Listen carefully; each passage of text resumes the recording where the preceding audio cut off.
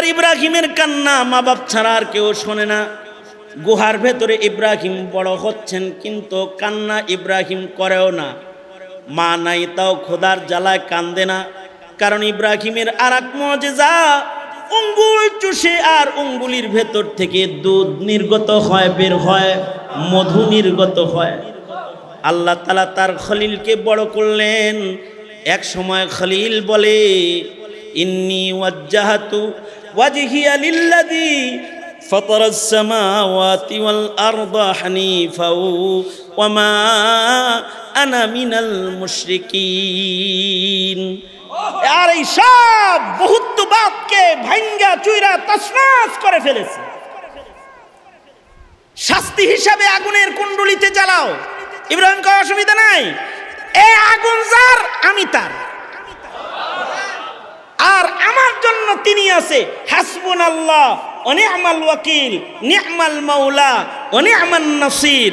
আল্লাহ তাআলা ইব্রাহিমকে আগুনেও হেফাজত করলেন, আগুন ফুলবাগান হয়ে গেল। এখন ইব্রাহিমও এবার বাপ হিসাবে সন্তানদের ওই চিন্তা শুরু করলেন, যেই চিন্তা বাবা আদম করছে। আল্লাহ তাআলা ইব্রাহিমকে বলে, ইব্রাহিম যাও, নমরুদদের শেষ হইছে, এখানে তোমার আর দরকার নাই, তুমি যাও, বাবা আদম যেখানে কাম করছে ওইখানে চলে যাও। প্রথম আসলেন ফিলিস্তিন, সেখানে কিছুদিন থাকার পরে ইসমাইলকে বনবাসের বাহানায় আল্লাহ তাআলা বাবা আদমের নির্মাণ ঘরের কাছে খলিলকেও পৌঁছায়া দিলেন।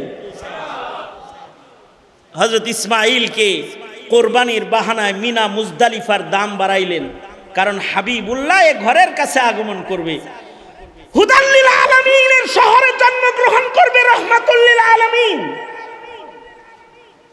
এবারে ঘর যেথায় আছে এটাকে আবাদ করতে হবে।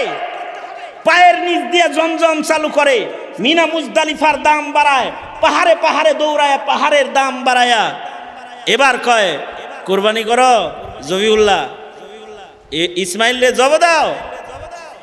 আল্লাহ তাআলা প্রেম দেখায়, দেখো ফিরিস্তারা মানুষ কি লেগে বানাইছি, প্রেমটা করে কি আমারে, যে নিজের ছেলের চাইতেও আমারে বেশি ভালোবাসে, স্বামীর চাইতেও হাজেরা আমাকে বেশি ভালোবাসে, পিতার চাইতেও ইসমাইল আমি আল্লাহকে বেশি ভালোবাসে, এর লেগেই বানাইছি, বুঝো না?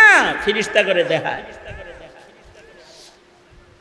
খলিলুল্লাহ জবিহুল্লাহ নির্বাচন হয়ে গেছে। এবার আল্লাহর নির্দেশ, খলিল এই জায়গায় খনন করো, এখানে আবুল বাশার বাবা আদমের নির্মাণের ইট তালাশ করে পাইবা। আমার নির্দেশে আদম ইট রেখে রেখে একটি ঘর বানায়েছিল, তুমি ওইটা ফিরা বানাও। মাটি খনন করে বাবা খলিলুল্লাহ ঘরের অংশ পেয়ে গেলেন। বাবা আদমের ইটের পরে ইট রেখে খলিলুল্লাহ এবার সন্তানদের জন্য খলিলুল্লাহ ঘর বানাইলেন। ঘরের দেয়ালগুলো উঠালেন আর দোয়া করলেন। বাপ তো সন্তানের কথা বলে না, বাপে কয়, আল্লাহ আমরা যেহেতু আগামীর মুসলিমদের ঘর বানাইতেছি, আমাদের এই ঘর নির্মাণ কেউ কবুল করেন, আমাদের বাপ বেটা কেউ আপনি মুসলিমদের অন্তর্ভুক্ত করেন। ওয়াইদ ইয়ারফাউ ইব্রাহিমুল কওয়াইদা মিনাল বাইতি ওয়া ইসমাঈল রব্বানা তাকাব্বাল মিন্না ইন্নাকা আনতাস সামিউল আলিম। আবার দোয়া করতেছেন, ওয়াজআলনা মুসলিমাইনি লাকা ওয়া মিন যুররিয়াতিনা উম্মাতাম মুসলিমাতাল লাক। আবার দোয়া করতেছেন, রব্বানা বা'আস ফীহিম রাসূলাম মিনহুম ইয়াতলু আলাইহিম আয়াতিক। শেষ নবী যে পাঠাইবেন এটাকেও আমাদের বংশেই পাঠায়েন, ইসমাইলের বংশে পাঠায়েন, আর মুসলিম মিল্লাতের দলে আমাদের ভিড়ায়া দিয়েন। আল্লাহ তাআলা এই সব দোয়া কবুল করে নিলেন, কাবা ঘর নির্মাণ কবুল করলেন, মুসলিম হিসেবে ইব্রাহিমকে গণলেন, ইব্রাহিমকে মুসলিম জাতির পিতার মর্যাদা দান করলেন। মিল্লাতা আবিকুম ইব্রাহিম হুয়া সাম্মাকুমুল মুসলিমিন। আবার ইসমাইলের রক্তে মুসলমানদের শ্রেষ্ঠ পয়গম্বর, শেষ পয়গম্বরকেও পাঠালেন। ইসহাকের রক্তে লক্ষাধিক নবী পাঠালেও ইসমাইলের রক্তে নবী পাঠানো বন্ধ করে কুরাইশি খানদানের শেষ পয়গম্বরকে আল্লাহ তাআলা পাঠালেন। এই যে বাপ হইয়া যে এখানে বাইতুল্লাহ বানাইলেন, ফিলিস্তিনে মসজিদুল আকসা বানাইলেন, দুনো মসজিদ নির্মাতা বাবা ইব্রাহিম, এক মসজিদের ইমাম ইসমাইল আর এক মসজিদের ইমাম ইসহাক। এই যে দুনো মসজিদ নির্মাণ হলো, এই দুটোটাই সারা দুনিয়ার সব মুসলমানদের কিবলা। এ কারণেই মসজিদুল আকসার দিকেও মুসলমানের নামাজ হয়েছে। পরবর্তীতে কিবলা পরিবর্তন করে ইব্রাহিম বাবার পয়লা নির্মাণের দিকে আবার ফেরত দেওয়া হয়েছে, ফাওয়াল্লি ওয়াজহাকা শাতরাল মসজিদিল হারাম। এই দুই মসজিদ ঘিরে সারা পৃথিবীর মুসলমানদের যুদ্ধ, সারা পৃথিবীর মুসলমানদের ঈমানি জীবনের যাত্রা। আর সেই যুদ্ধ করতে করতেই ফিলিস্তিনিরা জীবন দিচ্ছে, কিন্তু মসজিদুল আকসা কোনো বেঈমানের আখড়া হতে দিতেছে না। বাবা আদম যে মসজিদ নির্মাণ করেছেন, ইব্রাহিম খলিল যে মসজিদ পুনর্নির্মাণ করেছেন, এই মসজিদের পাহারাদার সারা দুনিয়ার মুসলমানরা। এ পাহারাদারি কিয়ামত পর্যন্ত করবে। পাহারাদারি সংকট পড়েছে তো আল্লাহ তাআলা আবাবিলকে হুদাল্লিল আলামিন গর্ত। এ ঘরের আশেক শুধু মানুষ না, পাখালিরাও আবাবিল পাঠিয়ে ঘর হেফাজত করেছে। হ্যাঁ, সামনেও এ ঘরের পাহারাদারির সংকট পড়ে গেলে একজন ইব্রাহিমী সন্তানকে আকাশে উঠায় পালতেছেন। বড় জালেম নিধন করতে প্রয়োজনে সময় মতো ঈসা নবীকে আল্লাহ তাআলা আদমের সন্তান হিসাবে আবার এ পৃথিবীতে পাঠাবেন। বাইতুল্লাহর ইবাদতের পরিবেশকে সংরক্ষণ করবেন, নবী পাকের রেখে যাওয়া দ্বীনকে হেফাজত করবেন। সময় এখন এমন যে এই সময়ে বড়দের কথা বলা, বড়দের মজলিসে বসা, বড়দের আলোচনা করা, এটা পছন্দ করার মতো মুমিনের সংখ্যা এখন কম।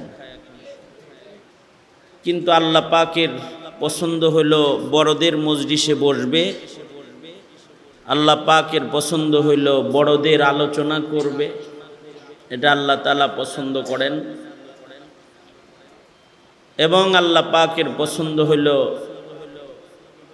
বড়রা যে পথে চলে পুরস্কার পেয়েছে সে পথে চলে ছোটরা পুরস্কৃত হবে, পুরস্কার নিবে। এ কারণেই সূরা ফাতিহার ভেতরে আমাদের পূর্বপুরুষ যারা আল্লাহর পছন্দের পথে চলে পুরস্কৃত হয়েছে, তাদের পথে আমরা যেন চলার যোগ্য হই, তাদের যেন আমরা মানার যোগ্য হই এবং তাদের পথে চলে চলে যেন আমরাও আল্লাহকে খুশি করতে পারি। এই দোয়া আল্লাহ তাআলা সূরাতুল ফাতিহার ভেতরে আমাদেরকে শিখাইছেন। আমরা সব নামাজের রাকাতে রাকাতে রাকাতে রাকাতে এই দোয়া করি। তো নামাজরত দোয়া করি আমরা।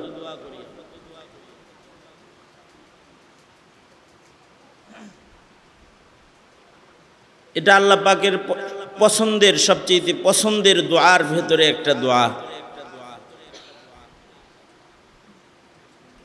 যেটা নামাজের ভেতরেই করা লাগে। কারণ সূরাতুল ফাতিহা ব্যতিরেকে নামাজ হয় না। লা সলাতা ইল্লা বিফাতিহাতিল কিতাব। হার রাকাতে রাকাতে ইমাম সাহেব মুসল্লি সূরাতুল ফাতিহা পড়ে। এই ছেলে, এই কথা বলছ কেন তোরা? কানটা ধরে উঠায় দেবো এখান থেকে।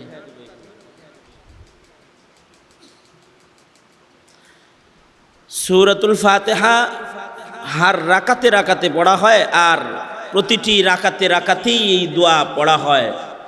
ইহদিনাস সিরাতাল মুস্তাকিম সিরাতাল্লাযীনা আন'আমতা আলাইহিম গায়রিল মাগদুবি আলাইহিম ওয়ালাদ-দাল্লিন।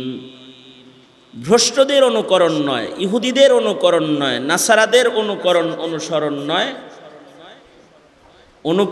অনুসরণ হবে যারা পুরস্কার প্রাপ্ত তাদের। এই কারণেই কোরআনে হাকিমে পূর্বপুরুষদের আলোচনা বিদ্যমান আছে, বাপ দাদাদের কৃত্তি বিদ্যমান আছে, যে বাপ দাদারা করছে ডাকি এটা বিদ্যমান আছে। পূর্বপুরুষদের যে সকল নেক কর্ম আছে এইগুলোকে আল্লাহর কালামে আল্লাহ তাআলা তুলে ধরে আমাদের পর্যন্ত খবর পৌঁছাইছেন। যদি আল্লাহ তাআলা পূর্বপুরুষ ও বড়দের আকাবিরদের নবীদের আলোচনা কোরআনে না করতেন, আমরা এগুলা কিছুই পাইতাম না। আমরা পাইতাম না। প্রথম মানুষ দুনিয়াতে কি করছে তাও আমাদের বয়ান করে আল্লাহ তাআলা শুনাইছেন। যুগে যুগে নবীরা কি করেছে সব আল্লাহ তাআলা আমাদেরকে ইতিহাস বলেছেন। এ কারণে বাপদাদাদের কথা আলোচনা করতে হয়, বড়দের কথা আলোচনা করতে হয়, বড়দের কথা শুনতেও হয়, বড়দের মজলিসে বসেও থাকতে হয়। কারণ বরকত বড়দের সাথে, বরকত যারা পূর্বে চলে গেছে তাদের সাথে। আস-সাবিকুন আল-আউয়ালুনা মিনাল মুহাজিরিন ওয়াল আনসার, যারা আগে তারা বরকতের, আগের যারা পূর্বপুরুষ যারা তারা ভালো, এবং বরকত আল্লাহ তাআলা বড়দের সাথেই রাখছেন। এ কারণে আল্লাহর রাসূল বলেন আল বারাকাতু মা আকাবিরিকুম, বরকত তো তোমাদের বড়দের সাথে আছে। কারণ বড়রা আমাদের চাইতে ভালো না মন্দ? আমাদের পূর্বের বড় যারা তারা কি আমাদের চাইতে ভালো না মন্দ? তারা ভালো ছিল, তাই ভালোদের আলোচনা করতে হয়। ভালোরা যদি মরেও যায় তাহলে তাদের ভালো ভালো গুণগুলো বলতে হয়। উযকুরু মাহাসিনা মাউতাকুম, আল্লাহর রাসূল বলেন তোমাদের বড় যারা মরে যায় এই সকল মৃত মানুষগুলার যে ভালো ভালো গুণ আছে, মরা মানুষদের কিছু ভালো গুণ আছে না, এইগুলা ছোটদের কাছে তোমরা বর্ণনা করো। উযকুরু মাহাসিনা মাউতাকুম।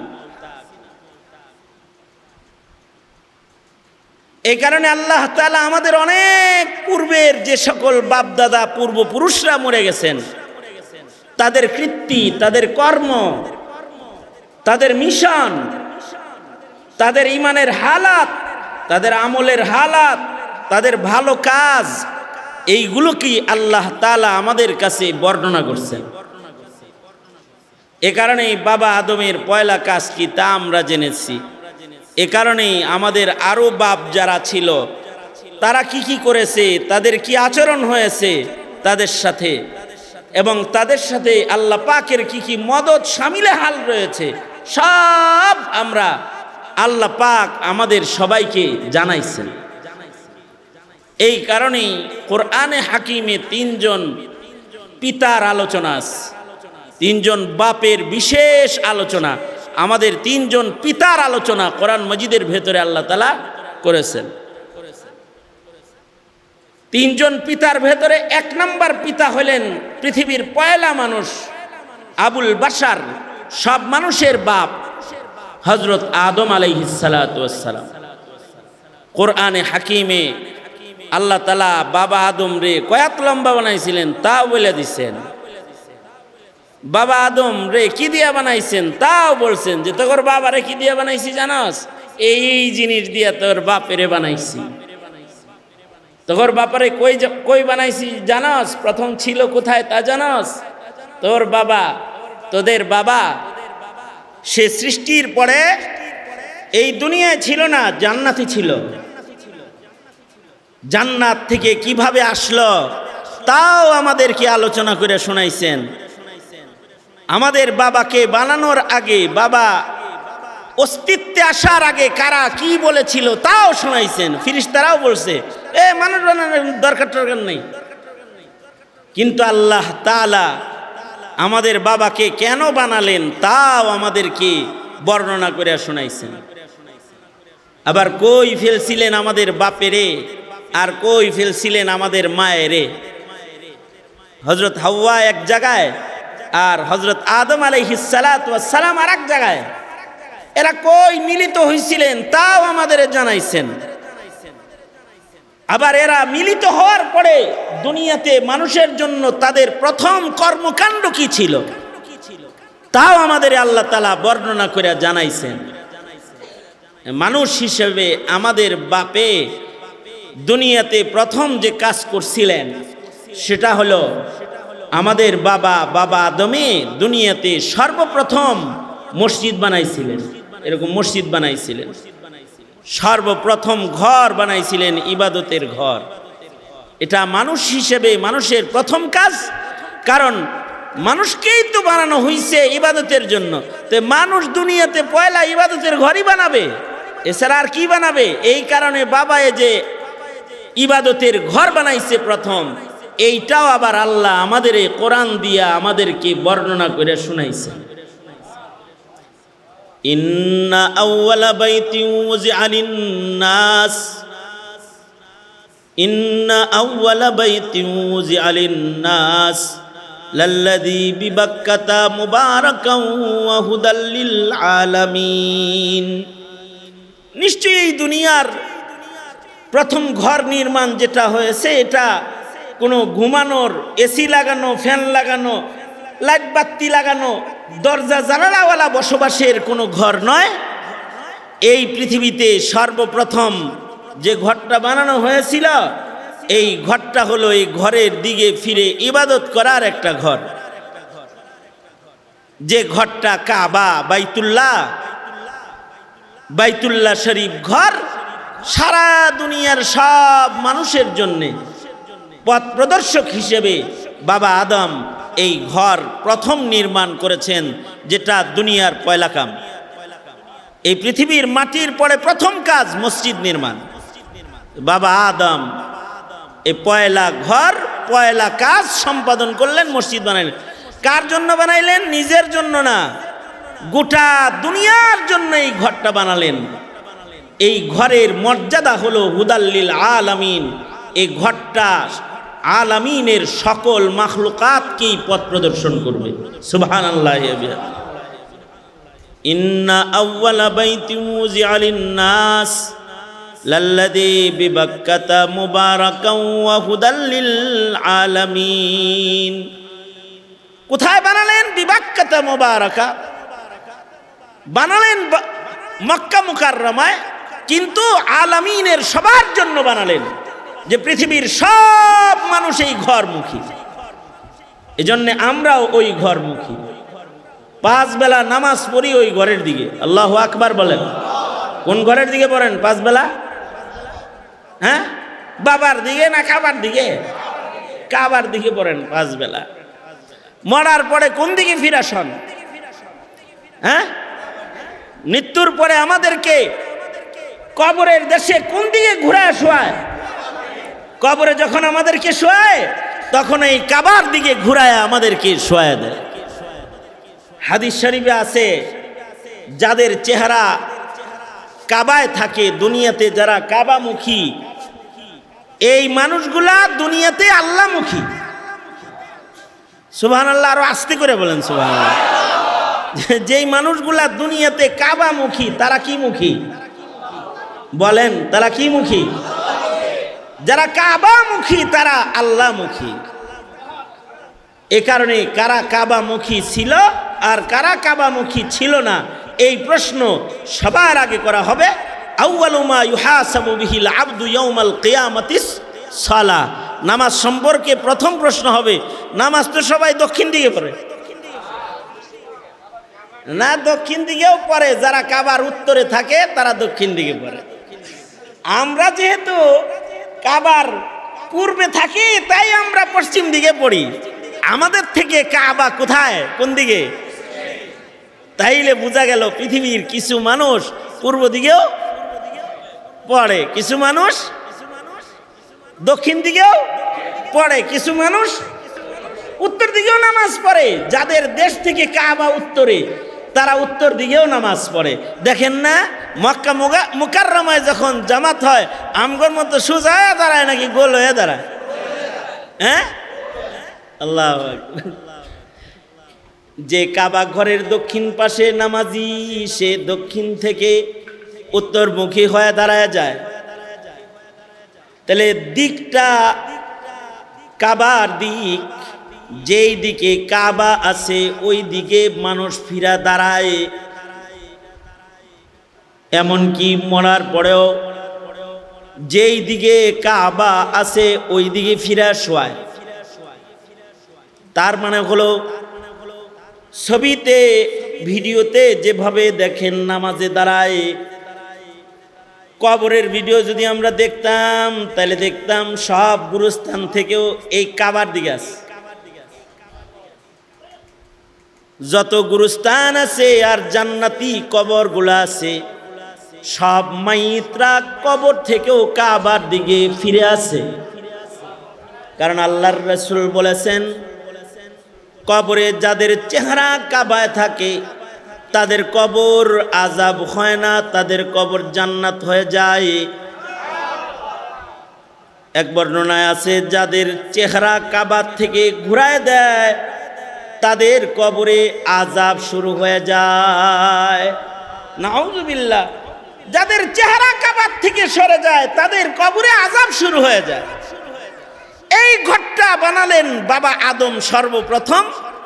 এটা নিজের জন্য, নিজের বসবাসের জন্য না, নিজের সন্তানদের সবার জন্য বানাইছে। পৃথিবীর প্রান্তে প্রান্তে যেখানে যে আদম সন্তান জন্মাইবে তার চিন্তাও বাপ হইয়া করছে, এ কারণেই বাবা। কিন্তু অপদার্থ হলো ওই বাবারা যারা নিজের চিন্তা করে কিন্তু সন্তান কোন মুখী থাকবে এই চিন্তা করে না। সন্তান কি পশ্চিমামুখী থাকবে? সন্তান কি ইহুদি কালচার মুখী থাকবে, নাসারা কালচার মুখী থাকবে? সন্তান কি নাস্তিক মুরতাদ মুখী হয়ে গেল, নাকি আল্লাহমুখী রইল, নাকি আল্লাহমুখী হইলে চিন্তাই করে না? এটা বাবা না, এটা বাবা নামের কলঙ্ক, এটা বাবা না। কিন্তু আমাদের বাবা আদম, যিনি পয়লা মানুষ, তিনি সন্তানের এই চিন্তা করছে আগে। মোবারকবাদ জানাই, ধন্যবাদ জানাই আপনাদেরকে যারা এই জাতির মহা সংকটে সন্তানের চিন্তাকারী। আপনারা এই সন্তানের সঠিক চিন্তা তাইলে কোনটা? সন্তানের সঠিক চিন্তা হলো আমার সন্তানটা কি স্রষ্টামুখী না সৃষ্টিমুখী। এই চিন্তা যার ভেতরে আছে এটা হলো বাপ হিসাবে আসল চিন্তা। এই কারণে হলো বাবা। আর যে বাবার ভেতরে এই চিন্তাটা নাই, এই বাবাটা সন্তানের জন্য বাবা না, এই বাবাটা হলো সন্তানকে দোজখে ফেলানোর থাবা। এটা বাবা না, এটা থাবা। এ থাবা দিয়া নিজের সন্তানকে দোজখের আগুনে ফেলতে চায়। হ্যাঁ, এখনকার পিতারা সন্তানদের বসবাসের চিন্তা করে যে আমার পরে সন্তানটা 3 তলায় থাকবো না নিচ তলায় থাকবো, নাকি গাছতলায় থাকবো, এই চিন্তা খুব করে, ঠিক না? এ কারণে বিল্ডিং করে, সন্তানের জন্য বিল্ডিং করে বরাদ্দ করে। এই বড় ছেলে থাকবি এই তলায়, ছোট ছেলে থাকবি এই তলায়, মাঝা ছেলে এই তলায়, বেটে বেটে লিখে দিয়ে যায়। আমার মেয়েটা থাকবো এই তলায়, মেয়ে এইটা নিব, পোলা এইটা নিব, এই পেরেশানিতে থাকে। হ্যাঁ ভালো, সন্তানদের থাকার চিন্তা তো করবেনই, সন্তানদের থাকার চিন্তা করবেন। কিন্তু সন্তান যে থাকবে, থাকিয়া সন্তানটা কি মদপান করবে, জেনা ব্যভিচার করবে, সম্পদ বিক্রি করে গিয়ে নারীবাজি করবে, দামি দামি মদ কিনা খাবে, নাকি সন্তানটা আপনার রেখে যাওয়া সম্পদ ভোগ করে রবের গোলামি করবে? ওই চিন্তা করা দরকার হইলো আগে, এই চিন্তাটা করা দরকার। কিন্তু এই চিন্তাটা যে বাপের ভেতরে নাই, এইটা বাপ নামের কলঙ্ক। কিন্তু বাবা আদম এ চিন্তা করেছেন, বাবা আদম নিজের সন্তানদের থাকার ঘরের চিন্তা করেন নাই। বাবা আদম নিজের সন্তানদের ইবাদতের ঘরের চিন্তা করছেন। বাবা আদমের যত সন্তান পৃথিবীতে আসবে তারা কি দুনিয়ামুখী হবে নাকি আল্লাহমুখী হবে চিন্তা করে ঘর বানাইলেন, মসজিদ বানায় বললেন সবে মিলে এক ঘর কেন্দ্রিক আবেদ হয়ে যাও, কারণ এই ঘরটা হুদাল্লিল আলামিন। আল্লাহ তাআলা রব্বুল আলামিন মুহাম্মাদুর রাসূলুল্লাহ সাল্লাল্লাহু আলাইহি ওয়াসাল্লাম রহমাতুল লিল আলামিন, আর কাবা বাইতুল্লাহ হলো হুদাল্লিল আলামিন। আশ্চর্য দেখেন, নূহ নবীর ঔরসেও সন্তান। বাবা আদম থেকে নূহ পর্যন্ত আপনারা তাওয়াজ্জুহ এই দিকে দিলে আর কয়েকটা কথা শুনে যান, তাতে আপনাদের ফায়দা হবে ইনশাআল্লাহ। নূহ আলাইহিস সালাতু ওয়াস সালামের আমলে মানুষের সংখ্যা একেবারে কম না নূহ আলাইহিস সালামের সময়, কারণ বাবা আদমের যুগে সন্তান জন্ম হইতো জোড়া জোড়া, একসাথে দুইটা। কয়টা? একটা ছেলে একটা মেয়ে, একসাথে দুইটা। প্রথমবারে এক ছেলে এক মেয়ে, পরের বারে এক ছেলে এক মেয়ে। বিয়ার বিধান ছিল হলো আগের ছেলে পরের মেয়ে, পরে জন্মগ্রহণ করা মেয়ে আর আগে জন্মগ্রহণ করা ছেলে, আর আগে জন্মগ্রহণ করা ছেলে আর পরে জন্মগ্রহণ করা মেয়ে। দুইটা ডবল জন্ম। আচ্ছা, ডবল যদি জন্ম নিতে থাকে তাইলে বাচ্চা জন্মের স্পিডটা কি কম না একটু ভালো তালেই আছে? তালেই কিন্তু আছে। এই তালে মানুষ জন্মগ্রহণ করেছে। মনে করেন নূহ আলাইহিস সালাম পর্যন্ত বাইবেল বলে, বিভিন্ন কিতাব বলে, আদম বাবার থেকে নূহ বাবা পর্যন্ত, বাবা আদম থেকে নূহ আলাইহিস সালাম পর্যন্ত জমানা কতটুকুন গেছে? 10 পুরুষ। কয় পুরুষ? 10 পুরুষ অতিক্রম করেছে। 10 পুরুষ বলতে আমরা কত দিন ধার্য করতে পারি? কত বছর গেছে 10 পুরুষ হইলে? এখনকার এক পুরুষের বয়স আর তখনকার এক পুরুষের বয়স কিন্তু একরকম না। এখন এক পুরুষের বয়স হলো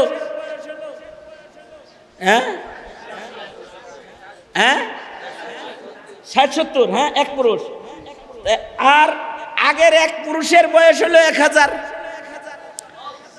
যেমন নূহ আলাইহিস সালাতু ওয়াস সালাম গড় ধরে নিয়ে 1000। নূহ আলাইহিস সালাতু ওয়াস সালামের বয়স শুধু দাওয়াতি বয়স হলো 950 বছর। খালি দাওয়াত দিচ্ছে 950 বছর। 950 বছর নবুয়তের দায়িত্বই পালন করেছেন। 950 বছর। তাহলে এরকম যদি 1000 বছর করে এক পুরুষ হয়, তাহলে 10 পুরুষে কয় হাজার বছর হয়? হ্যাঁ,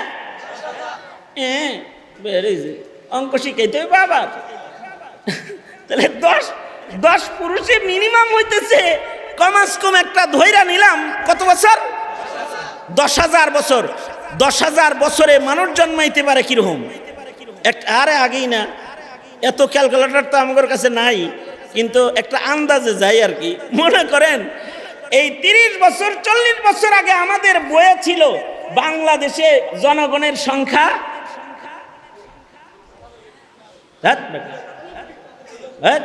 মগা গ্রুপ অফ ইন্ডাস্ট্রিজ লিমিটেড 7 কোটি 8 কোটি 9 কোটি 40 বছর আগে, তাই না?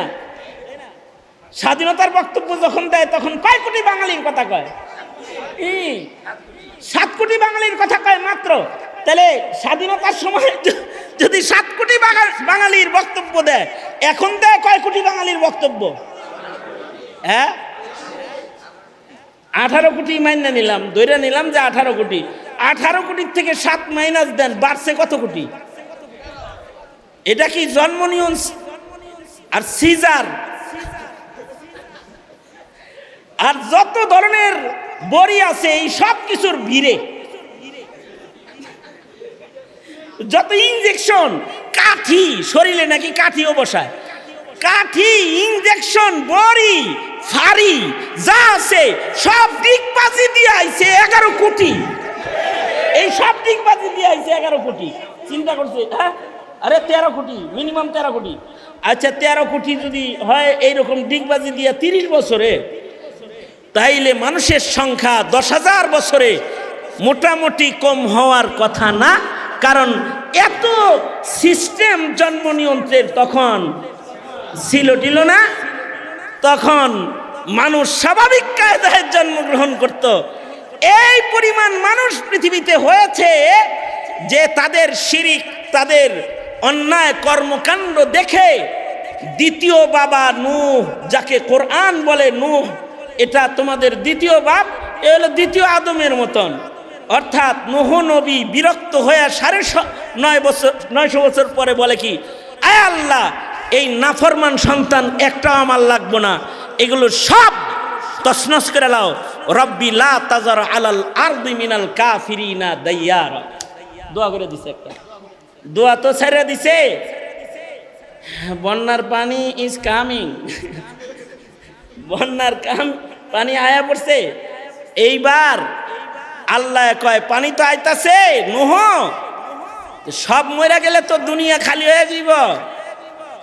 যারা বাবার আদর্শের সৈনিক, আদমের আদর্শের সৈনিক, তোমরা যারা একাত্মবাদের সৈনিক রয়েছ, একটি নৌকা বানাও, তারা নৌকায় উঠে যাও। তো আল্লাহর নির্দেশে দ্বিতীয় আদম, আমাদের দ্বিতীয় পিতা, মানব জাতির নসলি 2 নম্বর পিতা। 1 নম্বর নসলি পিতা আদম, 2 নম্বর নসলি পিতা নূহ। কারণ নূহ আলাইহিস সালাতু ওয়াস সালামেরই 4 সন্তানের ভেতরে 3 সন্তানের ঔরসের 80 জন মানুষ, 40 জন পুরুষ, 40 জন নারী, যারা কালেমাওয়ালা, শুধুই মাত্র তাদেরকে নিয়ে পয়গম্বর নূহ নৌকায় আরোহণ করলেন, আর মহাপ্লাবনে সারা দুনিয়া পানির নিচে চলে গেল। এর ভেতরেও নূহ আলাইহিস সালামের ঔরসের 1 সন্তান, এটা আর পিতার আদর্শে এলো না। সে তাওহীদ ও একাত্মবাদ গ্রহণ করবে না, আল্লাহর বন্যার পানি রেখে ভয় পায় না। তৎকালীন সময়ের সর্বোচ্চ উঁচু পাহাড় এইটার চূড়ায় উঠে পড়ছে, বন্যার পানি যেন তাকে স্পর্শ করতে না পারে, এই কারণে সেই পাহাড়ের চূড়ায় উঠে পড়েছে। বড় বড় শক্তিশালী কদমে হেঁটে হেঁটে যখন পাহাড় চূড়ার দিকে আগায়া যায়, পয়গম্বর সন্তানকে ডেকে বলে, সন্তান যাইস না, বাপের নাই আয়। দেখেন আল্লাহ তাআলা বলতেছেন, এই নূহ, যেটা একাত্মবাদ গ্রহণ করে না, যেটা তোমার রবের বিধান মানে না, ওইটা তোমার সন্তান না। লাইসা মিন আহলিক, এই সন্তান তোমার বউর বংশের সন্তান না, এটা তোমার আহাল হিসেবে আমি তাকে গণি নেই। যে কয়টা কালিমাওয়ালা, ওই কয়টা তুমি বাবার সন্তান। আর যেটা কালিমা মানে না, যারা এক আল্লাহর গোলামি করে না, ওইটা তোমার সন্তান না। এটা হলো দুনিয়ার সব মুমিনদের জন্য শিক্ষা। তোমার ঔরসেও যদি সন্তান হয় 5টা, যে 2টা নেককার, এই 2টা তোমার সন্তান। যে 3টা আসাদনুর মার্কা, নাস্তিক মার্কা, বেঈমান মার্কা, লাইসা মিন আহলিক, এগুলো তোমার আহাল না, এগুলো তোমার সন্তান না। কারণ এগুলো ময়দানে মাহশরে তোমার উপকার হবে না। কিন্তু তোমার যে সন্তানটা আদম, নূহ, ইব্রাহিমের অনুসারী, তোমার যে সন্তানটা একাত্মবাদের সৈনিক, তোমার যে সন্তান পূর্বপুরুষদের রেখে যাওয়া কোরআন সুন্নাহর আমানতের উপরে মুস্তাকিম, তোমার যে সন্তান আল্লাহর গোলাম, এটা তোমার এমন সন্তান, এ একটা নেক সন্তানের কারণে মা বাপ উভয়কেই আল্লাহ তাআলা পুরস্কার দান করবেন। একজন হাফেজে কোরআন সন্তানের পুরস্কার হিসেবে তাদের বাবা মাকে ময়দানে মাহশারে আল্লাহ তাআলা নূরের মুকুট পরানোর ইন্তজাম করে, অনুষ্ঠান করে তাদের মাথায় নূরের তাজ পরাবেন। আল্লাহর রাসূল বলেছেন, এই বাবাদের মায়েদের মাথার নূরের তাজের আলো সূর্যের আলোর চেয়ে অনেক জ্যোতির্ময় হবে। কারণ এগুলো হলো আসলে সন্তান তোমার। আল্লাহ তাআলা নূহ আলাইহিস সালামকে বলতেছেন, যেটা জায়গা ইন্নাহু লাইসা মিন আহলিক, এইটা কিন্তু তোমার ঔরসের না, আমি তাকে তোমার ঔরস হিসেবে গণি না। ছেড়ে দাও, তার চিন্তা বাদ দাও, যেগুলো তোমার রবের কথা মানে ওইগুলারে লয়ে না উঠে যাও। এই নূহ আলাইহিস সালাতু ওয়াস সালাম আল্লাহর নির্দেশে 40 জন পুরুষ আর 40 জন নারীকে নিয়ে নৌকায় আরোহণ করলেন। মহাপ্লাবন হলো, সারা দুনিয়া তছনছ হয়ে গেল। বলা হয় এই মুহররমের 10 তারিখে এই নৌকা তীরে ভিড়ল। এই মুহররমের 10-এ নৌকা তীরে ভিড়ল। ঐতিহাসিকদের, ইতিহাস বর্ণনাকারীদের কোন কোন বক্তব্যে এরকম এসেছে, এই 40 জন নারী আর পুরুষ দিয়ে এই পৃথিবী সেকেন্ড টাইম আবার আবাদ হলো, মানুষ জন্ম শুরু হলো, পৃথিবীতে আবার ইমানদারদের রাজ কায়েম হলো। কিন্তু যেহেতু নূহ নবী থেকে ইব্রাহিম পর্যন্ত মশহুর তেমন বড় কোনো পয়গম্বরের নাম ইতিহাসে আসে না, মানুষগুলো দাওয়াত শূন্যতায় আবার পুরান জায়গায় ফিরে গেল। দাওয়াত নাই তো, দাওয়াত বন্ধ করা। দাওয়াত বন্ধ করলে একাত্মবাদ বিদায় নেয়, দাওয়াত বন্ধ হয়ে গেলে ইবাদত বিদায় নেয়, নবীদের আওয়াজ বন্ধ হয়ে গেলে দ্বীন বিদায় নেয়। ওই যে মশহুর কোন নবীর আগমন নাই, দাওয়াত বন্ধ, এবার আবার সব পুরান জায়গায় ফিরে গেল। যে এবার সারা দুনিয়াতে একজন মানুষ আল্লাহ বলনেওয়ালা নাই, এমন পরিবেশ কায়েম হয়ে গেল। আর সব কাফেরের লিডার হয়ে গেল নমরুদ। সারা দুনিয়া তখন নমরুদ কন্ট্রোল করে, সারা দুনিয়ার বাদশা। আর সারা দুনিয়াতে বহুত্ববাদ প্রতিষ্ঠা পেয়েছে, একাত্মবাদ বিদায় নিয়েছে। আরো জঘন্য কথা হলো, এই শয়তান নমরুদ মানব জাতির প্রথম জঘন্য মানুষ, যে নিজে খোদাও দাবি করেছে। এখন এই জমানায় তো খোদা দাবি করেন না মানুষ আর নাই। আরে কি কেউ কি কইছে যে আনা রব্বুকুম? কইছে? কয় নাই কেউ। কিন্তু ওই সময়ে কিন্তু নমরুদ বলে ফেলছে আমি তোমাদের রব। নাউজুবিল্লাহ। কোরআন বলে 2 জন মানুষ খোদা দাবি করেছে, তাদের ভেতরে একজন নমরুদ আর একজন ফিরআউন। এই মুহররমে এই খোদা দাবি করনেওয়ালা বলা হয় 2 জন এই মুহররমেই শেষ হয়েছে। নমরুদও মুহররমেই শেষ হয়েছে। কারণ বলা হয়, ইতিহাস বলে, কেউ ঐতিহাসিকদের কারোর বক্তব্য, অগ্নিকুণ্ডলী থেকে হযরত ইব্রাহিম আলাইহিস সালামও এই মুহররমুল হারামে বেরিয়ে এসেছেন, ওনাকে অগ্নিকুণ্ডলীতে ফেলেছে। আর এই নমরুদ মিয়া এরপরে কিছুদিন বাঁচা ছিল, পরের বছর আইতে আইতে নিজের মাথায় নাক দিয়ে মশা ঢুকে নিজেই লাঠির বাড়ি খাইতে খাইতে মাথা ফাটতে এক সময় নিজেও এই মুহররমে মরছে। এই পৃথিবী খোদা দাবিদার জালিম থেকে মুহররমে মুক্তি পেয়েছে ইব্রাহিম আলাইহিস সালাতু ওয়াস সালাম, ইব্রাহিম বাবার কুরবানির মাধ্যমে। ইব্রাহিম আলাইহিস সালাতু ওয়াস সালাম এই পৃথিবীতে যখন আগমন করেছে ইমানদার বলতে কেউ নাই, আছে জালেমরা। জালেমদের জালিম রাজা হলো নমরুদ। আর তার কাছে গণকরা এসে বলে, এই ইব্রাহিম আইতাছে, কিন্তু তোমার টেংরি টুংরি ভাঙ্গা কিন্তু চারটি বাট্টি গোল বানায় লাইব, খলিলুল্লাহর আগমন ঘটতেছে। ওই সময় এই নমরুদ ঘৃণ্য কিছু জুলুম মানুষের উপরে করেছে। তার ভেতরে একটা হলো স্বামী স্ত্রীদেরকে আলাদা করা। নমরুদ আইন করেছিল কোনো স্বামী স্ত্রী একসাথে থাকতে পারবে না, কারণ বাচ্চা হইলেই যদি ইব্রাহিম আয়া পড়ে। এই জন্য আইন হলো স্বামী থাকবে এক এলাকায়, পুরুষ থাকবে এক এলাকায়, মহিলা থাকবে এক ঘরে, পুরুষ থাকবে আর এক ঘরে। নারী পুরুষ এক ঘরে না, পুরুষ এক ঘরে, মহিলা এক ঘরে। কিরকম জঘন্য আইন করছে চিন্তা করে দেখেন। কিন্তু যাকে এই আইন বাস্তবায়ন মন্ত্রী বানাইছে আজর, আল্লাহ তাআলা হেরেই তার বোর ঘরে চুপি চুপি লয়ে গেছে। আজর তো নিজের বিবির কাছে গোপনে গেছে, আমি তো আইন বাস্তবায়নই করি, আমি নয় একটু আইন বেআইন করলাম আর কি, এই কথা বলে বিবির কাছে গেছে গা। আর ইব্রাহিম আলাইহিস সালাতু ওয়াস সালাম আজরের ঘরে মায়ের পেটে চলে আসছে।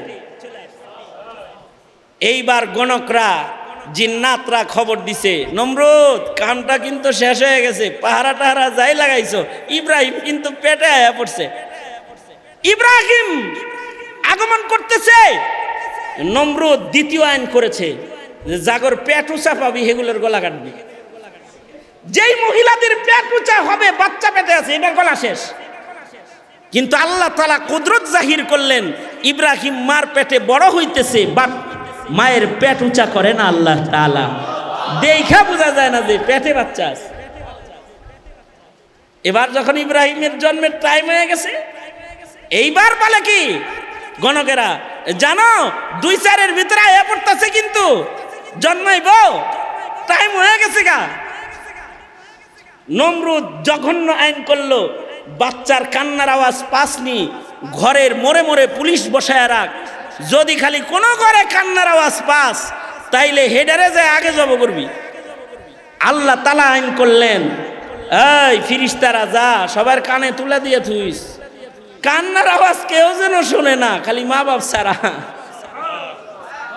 ইব্রাহিম জন্ম নিতেছে, কিন্তু কান্নার আওয়াজ মা বাপ ছাড়া আর কেউ শোনে না। মনে মনে ভাবতে পারেন, আমার এক উস্তাদ বলে, মনে মনে ভাবতে পারো এটাও কি সম্ভব? তোমার বিজ্ঞান দিয়ে যদি কানে কানে কথা সম্ভব হয়, আল্লাহর কুদরত দিয়ে কানে কানে কথা সম্ভব না? যেমন মনে করেন আমি ফোন করছি গাজী মাহমুদের কাছে, গাজী মাহমুদ 10 জনের ভিতরে বয়ে রয়েছে, আমি বলি সে শোনে আর কেউ শোনে না। বিজ্ঞানের মোবাইল দিয়ে যদি দুয়ে দুয়ে কথা হয়, তাহলে আল্লাহর কুদরত দিয়ে কেন হবে না? কারণ এই পৃথিবী সব মিটে যাবে, এটা আল্লাহর পছন্দ, কিন্তু দিন মিটে যাবে, এটা আল্লাহ পাকের পছন্দ না। কারণ দিনের মূল্য আল্লাহর কাছে সকল কিছুর চাইতে বেশি। এই যে মাদ্রাসা, এই যে মসজিদ, এগুলোর উদ্দেশ্য হলো দিন হিফাজত, ইব্রাহিমী রেখে যাওয়া আমানত, মুহাম্মদুর রাসূলুল্লাহ সাল্লাল্লাহু আলাইহি ওয়াসাল্লামের রেখে যাওয়া আমানতকে হিফাজত করা, এটাই মাকসাদ। সুতরাং আপনারা যারা পিতার জাত আছেন, আপনি পিতা ততক্ষণ পর্যন্ত পিতা না যতক্ষণ পর্যন্ত সন্তানের দিনের ফিকির না করবেন। রুটি রুজির ফিকির করার নাম পিতৃত্ব না, দিনদারির ফিকির করার নাম হলো পিতৃত্ব। দিনদারির ফিকির করার নাম পিতৃত্ব। বুঝলে বুঝপাতা, না বুঝলে নাকি তেজপাতা। বুঝলে বুঝেন গা, ফিকির চালু করেন গা। আর যদি না বুঝেন, তাহলে সিলেবাস পরিবর্তন করে দিনকে মিটায়া দিয়ে যারা আপনার সন্তানকে বেয়াদব বানাচ্ছে, সমকামী বানাচ্ছে, জেনাকার পাপাচার বানাচ্ছে, যদি নির্বোধ হন তাহলে তাদের হাতে তুলে দেন। আর যদি পিতা হন তাহলে সন্তানের কাছে দিন তুলে দেন, দিনের দাওয়াত তুলে দেন, দিনের শিক্ষা তুলে দেন। আর এই মাদ্রাসার উদ্দেশ্য দিন শিক্ষা, এই মসজিদের উদ্দেশ্য ইব্রাহিমী ইবাদতের শিক্ষা এবং ইব্রাহিমী ফিকিরকে জমিনে জারি করার মেহনতের আয়োজন। আল্লাহ তাআলা আমাদের সবাইকে বোঝার তৌফিক দান করুন।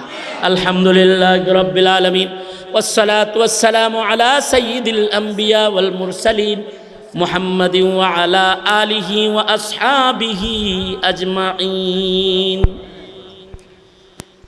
রব্বুল আলামিন দুপুর থেকে শুরু করে তোমার বান্দারা প্রচণ্ড গরমের ভেতরে বসে কথা শুনেছে।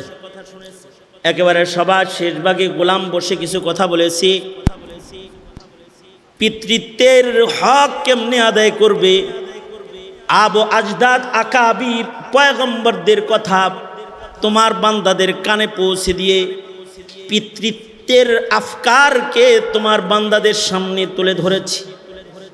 রব্বুল আলামিন ভিক্ষুকের মতো দুইটা হাত বাড়াইছি, জিন্দগির সব গুনাহ মাফ করে দাও। ইয়া আল্লাহ মজমাকে কবুল করে নাও, হাজিরিনতে যারা তাদেরকে জাযায়ে খায়ের দাও। উলামা হযরত যারা দূর দারাজ থেকে এসে লম্বা সময়ের ইন্তজার করেছে, ইয়া আল্লাহ তাদেরকে নিয়ামাল বদল দাও। যে সকল যুবকরা বসে রয়েছে ওদের দিন জিন্দার সৈনিক হিসেবে ওদের কবুল মঞ্জুর করে নাও। পর্দার আড়ালের মা বোনদের হযরত ফাতেমা খাদিজা বানায়া দাও। মজমাকে কবুল করে নাও। পায়ে তাকমিল পর্যন্ত এই মাদ্রাসা, ইয়া আল্লাহ ইফতা বিভাগ সহকারে সকল বিভাগ মজুদ রয়েছে। ইয়া আল্লাহ এই মাদ্রাসা দিন দিন তারাক্কি দাও।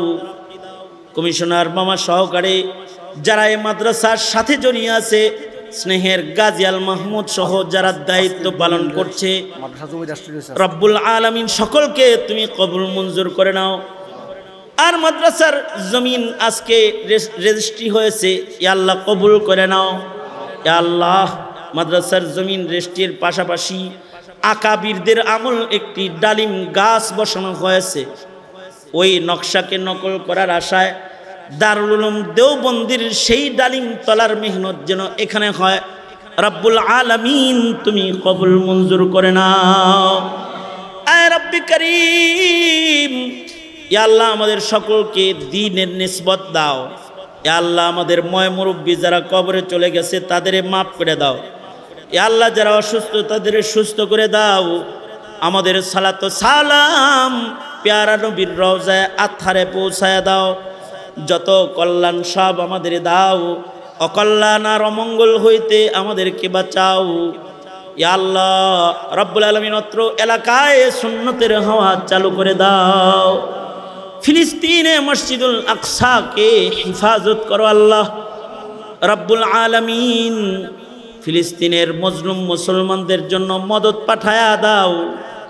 তাদের রক্তের পুরস্কার তুমি তাদের দিয়ে দাও আল্লাহ। সারা দুনিয়ার মজলুমদের জন্য মদত পাঠায়া দাও। হার কিসমের খায়ের ও বরকত শামিলে হাল করে দাও। সুবহান রাব্বিকা রাব্বিল ইজ্জাতি আম্মা ইয়াসিফুনা ওয়া সালামুন আলাল মুরসালিন ওয়ালহামদুলিল্লাহি রাব্বিল আলামিন। আসসালামু আলাইকুম ওয়া রাহমাতুল্লাহি ওয়া বারাকাতুহু।